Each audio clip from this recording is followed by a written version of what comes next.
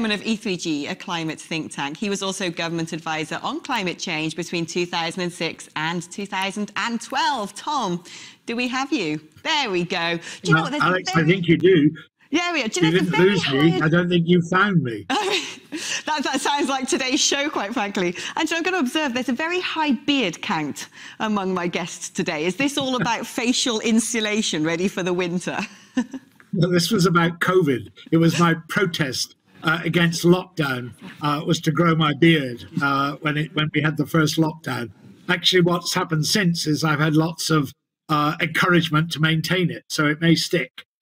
You've got a long way to go before you beat some of my other guests. They've had some glorious facial hair, can I just say. Now, getting back on to the topic we're talking about, climate change. You advised the government in the past. Do you think this government is tackling climate change? Is it taking it seriously enough? It's a great thing. We've got the Climate Change Summit here. So we're really trying to position ourselves as world leaders. Are we? Well, there are two questions there, Alex. We are world leaders in terms of we have probably done more in this country to actually decarbonize our economy than has happened anywhere else in the world. And in that sense, we are world leaders. We've done the Climate Act and set up the Climate Change Committee, and they really are groundbreaking measures that indicate a tremendous seriousness.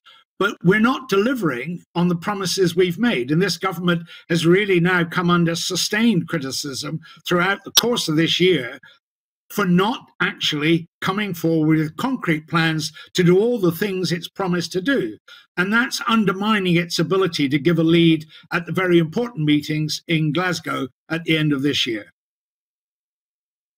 In terms of these government policies, the thing that keeps popping up all the time during my interviews on this subject today is the major matter of money. And the idea that if all of a sudden a magic money tree was grown and the government could afford to build everyone a heat pump and subsidise the buying of electric vehicles, we could actually get the job done quite quickly. Is that the root cause of any sort of delay or heel dragging, do you think?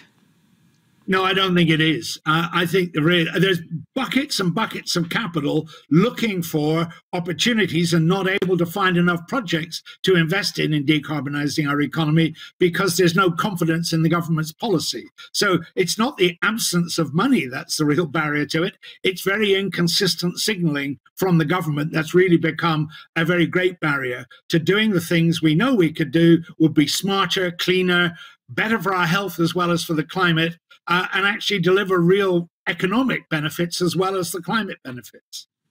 If you were still there advising Boris right now on big policy announcements to make ahead of that climate summit, things that he can deliver and things that would make a real difference, what would be in the top of your list? Top of my list would be a tax cut, funnily enough, but it would be a tax cut for ordinary homeowners on VAT on refurbishing their homes, because there's a contrast between new homes and not charged VAT, existing homes, and they're the ones that are really going to matter in terms of decarbonisation, then they have to pay VAT on all the measures they'd have to do to decarbonise the economy. So the first thing I would say to do, because I think it would be politically popular, is offer people a tax cut for improving the energy efficiency of their homes, which is, as we've known for a very long time, this is by far the quickest and cheapest way to take carbon out of our economy. And we're not doing it, and we could do it.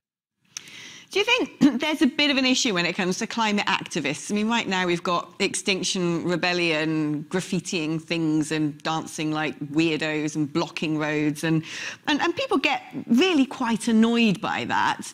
Do you think that this is actually having a deleterious effect on people's willingness to contribute and do their part? No, I don't really think it's actually making much difference in that sense to public opinion. I think people are irritated. Some people are irritated by it. It makes for a great story with good pictures. So there's a lot of attention being paid to it by the media.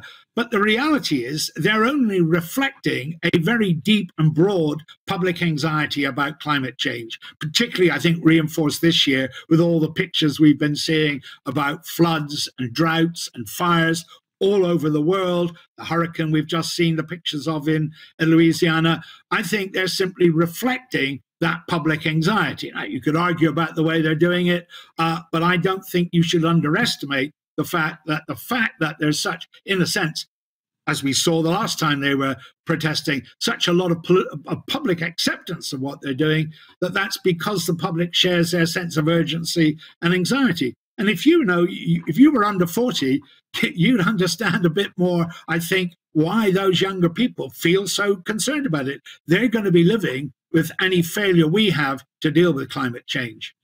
I'm going to imagine that when you said if you were under 40, you weren't talking to me there, because, I'm definitely under 40. Just saying. No, getting back to serious topic, the government have some really ambitious targets, getting rid of petrol and diesel cars, stopping the sale of petrol and diesel cars by 2030. That's 9 years away. That passes in the blink of an eye, quite frankly. And then reaching net zero by 2050. A, are those targets ambitious enough? And B, are they attainable? Technically, they're definitely attainable. They are ambitious enough, those targets. They would put us getting down the right road that we need to be on.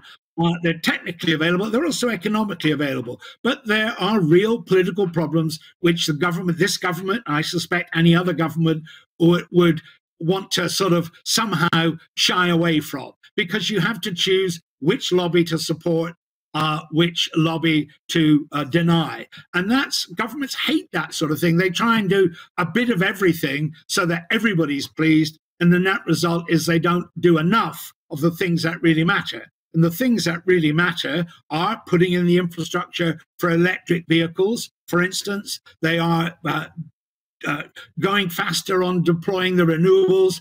Above all, what I mentioned already, we've got to really get on with making our homes heat-proof so that we're not wasting the energy that we pay for. Those are the things that government needs to do. And it does not need to make very headline attractive things about the, glorious future for hydrogen, or how we're going to have nuclear fusion sometime in the future that will solve this problem.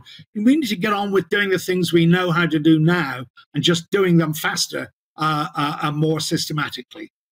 Tom, thank you so much for giving me your very valuable views as a former government advisor on climate change. And good luck growing a bigger beard. You'll fit in with the crowd if you do. Thank you so much, Tom. That's Tom Burke, chairman of E3G and government advisor on climate change between 2006 and 2012.